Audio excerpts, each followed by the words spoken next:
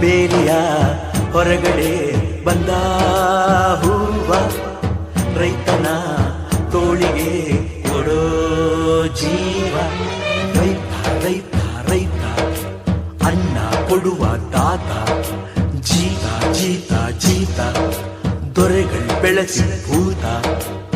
ಬೇಲಿಯ ಹೊರಗಡೆ ಬಂದ ಹೂವ, ರೈತನ ತೋಳಿಗೆ ಕೊಡೋ ಜೀವ.